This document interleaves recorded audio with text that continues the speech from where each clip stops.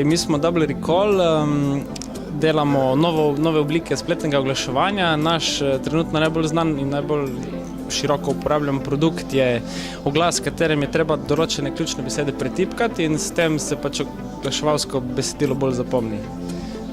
Smo 4 fantje, začeli smo v Celju in zdaj delamo naprej. Kaj pa ste pripravili danes na ferijo za študente?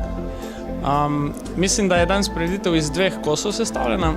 Prvi del je tehnične narave, zato je tudi na feriju tle. In sicer bomo naš tehnični del ekipe bomo predvsem razlagali, kaj smo v tehničnem smislu do zdaj naredili.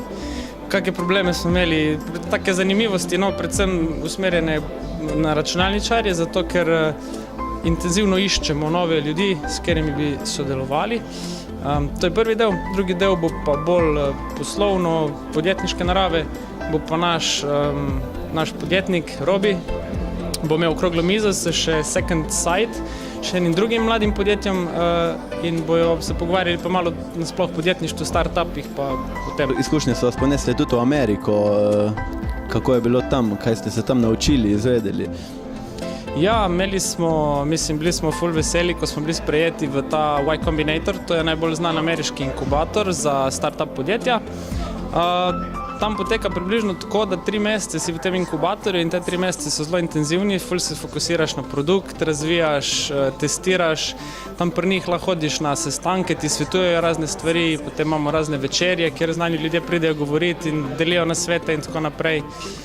Predvsem smo videli, da je dobro, da smo šli tja, da je Slovenija ful mala in da je treba, tam smo lahko največ izkušenj dobili, ker je največji oglaševalski trg Amerika. Predvsem smo se naučili, da je samo treba iti naprej, da se ne smeš nikjer ustaviti in da zdaj je to vedno delovalo in to svetujemo pač vsem tudi. Če koga zanima na splošno oglaševanje, recimo tako ključi z biznis strani ali pa analitika, recimo da rad pregleduje velike količine podatkov, pa kaj iz teh podatkov pametnega ven dobi. Tudi čist neprogramerske stvari. Res, oglaste se k nam, ker nekako vse ste videli, da znanja za take stvari naprej ne moreš imeti.